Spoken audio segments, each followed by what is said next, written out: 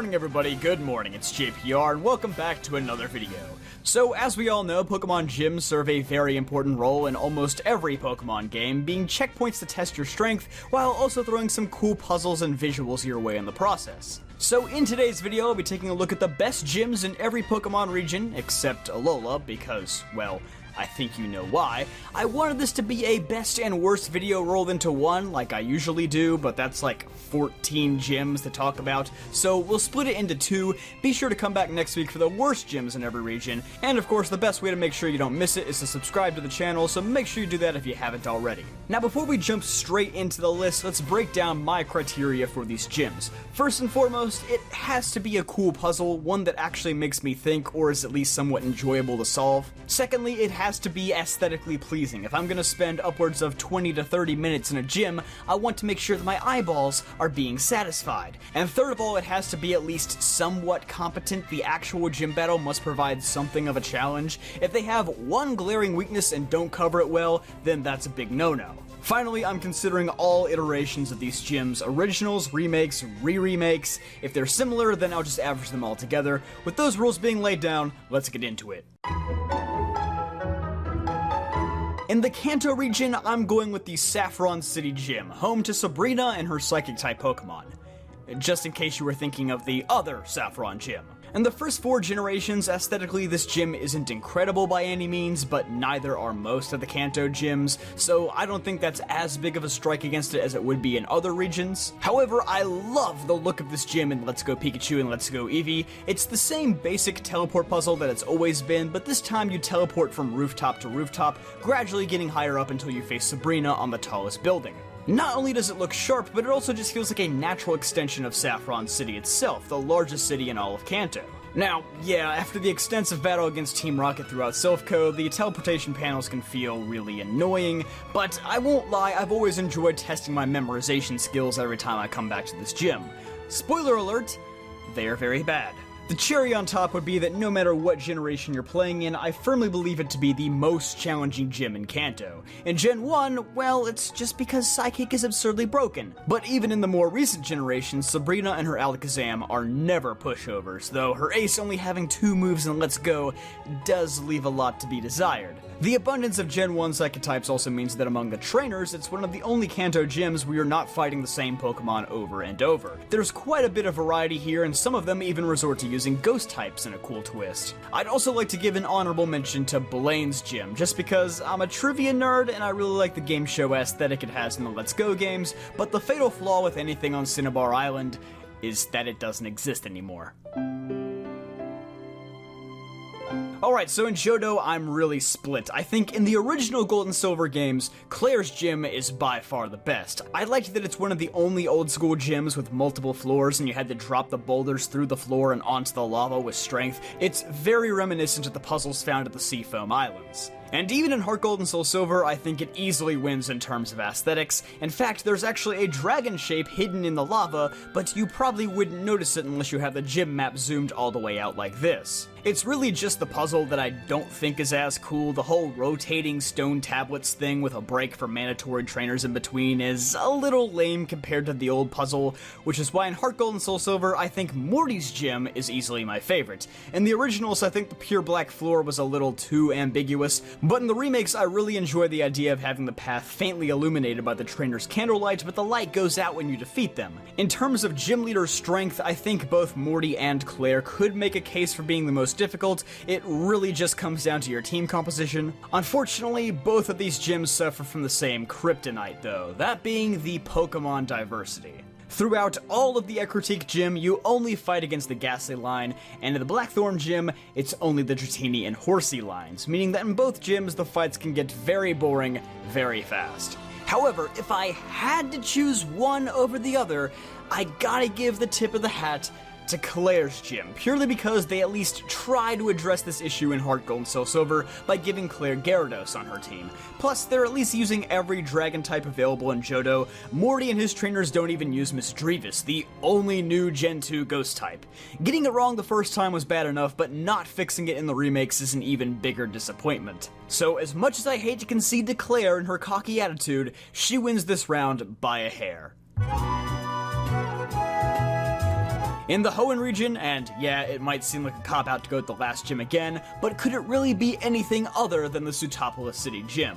While most of Hoenn's gyms have up to 3 completely different puzzles, Sootopolis is the only one that stays consistent across every game because they got it right the first time. If we were talking purely about Emerald, I'd say that Liza and Tate's gym is the best due to the abundance of double battles, and I firmly believe that to be one of the hardest gym battles in the entire series. And in Oras, I think the aesthetics of Flannery's gym easily takes the top spot, but Sootopolis is just beautifully consistent across the board. I like how if you're really good at the puzzle, you can just breeze through to the gym leader without a single trainer blocking your path.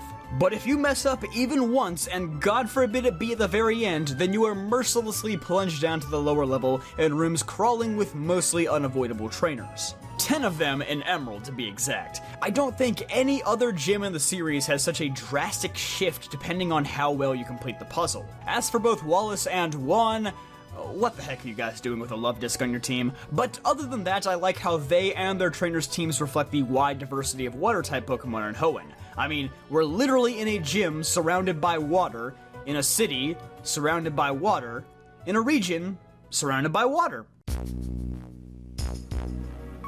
In Sinnoh, the Snowpoint gym easily takes the cake in my book. In both Diamond and Pearl and Platinum, the gym layout is the same, but the snowballs are subtly shifted around to make it a completely different puzzle. I think it's a very refreshing take on the very tired-out ice sliding puzzles that Game Freak have been making for several generations up till this point. Here, it's all about distance and momentum, more so than positioning like in past ice puzzles. Unfortunately, due to the restrictions of the Sinnoh Pokedex in Diamond and Pearl, Candace and her trainers, like many other gyms, are a bit limited in the ice types that they can carry, but they get a considerable upgrade in Platinum. Candace in particular sports some really good coverage moves in her Abomasnow that make it a bit trickier than you may think to take down, and the synergy between Snow Warning and Frostlass's Snow Cloak can set up for a rather difficult final stretch of the battle. Now here, things start to get really difficult, as every gym in the Unova region boasts its own unique identity and style, with many of them being direct reflections of the gym leaders' occupations and their personalities. And the sequels further accentuate this by giving each gym its own unique theme. With all of that being said, it's rather difficult to definitively crown just one as the best. So before I go that far, let's give a quick shout out to the Striaton gym. It's a bit hard to recognize any of the first gyms in any region because the puzzles are usually incredibly basic, and they're just meant as introductions to the game. However, I really like how the Striaton gym serves as an extension to the trainer's school in a way, further aiding new trainers in learning type matchups. If you want, you can even choose to challenge yourself by fighting the gym leaders without bringing your own elemental monkey as a counter. I still believe this gym is far from the best in Unova, but as far as first gyms go, it's certainly worthy of some spotlight. Now, as for the very best in Unova, as I said before, it's very difficult, but I've narrowed it down to 2 that I think are top-tier contenders. The Driftvale City Gym and the Mistralton City Gym, both being their Black 2 and White 2 incarnations. Clay's gym, I think, does the best part of reflecting Clay's job as a mining company president. They literally mine so far down the sequels that the entire gym is shrouded in darkness. You can only turn on the lights by exploring, but that does make this particular puzzle more luck-based than anything else, really. Skyla's gym, on the other hand, is a time trial-like maze where you have to navigate the tight corners and corridors quickly and make it to cover before a giant fan blows you backwards. Sometimes you just get blown back towards the trainer, and other times it's back all the way to where you started. It's a very unique gym that's quite unlike anything else in the series. But again, to choose only one winner, I gotta give it to Skyla's gym. First of all, I'm a little disappointed by the Pokemon variety of Clay's gym. With such a large regional dex and so many trainers, I was hoping we'd see a more diverse collection of ground types. Furthermore, I think that despite Clay owning arguably the most broken Pokemon in Unova, that being Excadrill, I just believe that Skyla has the overall better team, especially in challenge mode.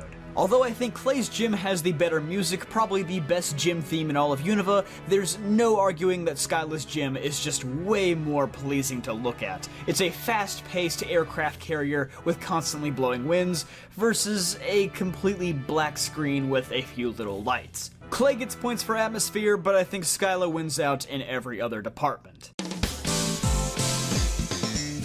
In the Kalos region, although I don't think it's the best gym in the region, gotta give props to the first gym in Santaloon City. It is undeniably easy from a battle standpoint, but again, has a puzzle that is much more interesting than just choosing the slightly longer path to avoid the trainers, in addition to just being a very aesthetically pleasing gym.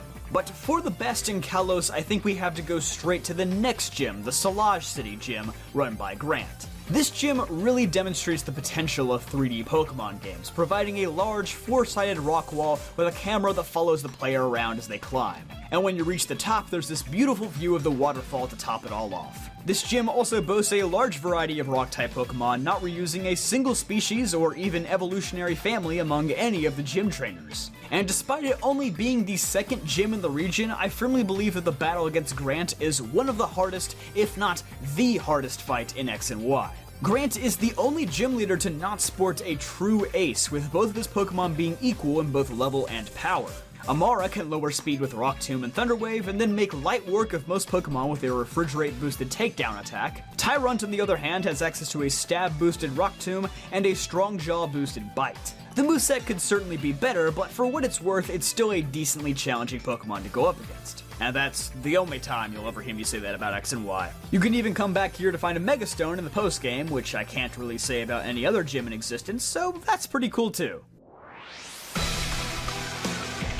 And finally, in Galar, let's discuss Sir Chester Stadium, headed by Gordy in Sword and Melanie in Shield. The puzzle alone seals the deal on this one. The whole pitfall thing and using the Switch's HD rumble to convey how close to danger you are is such a cool concept, with the visibility getting steadily worse as you progress through the gym.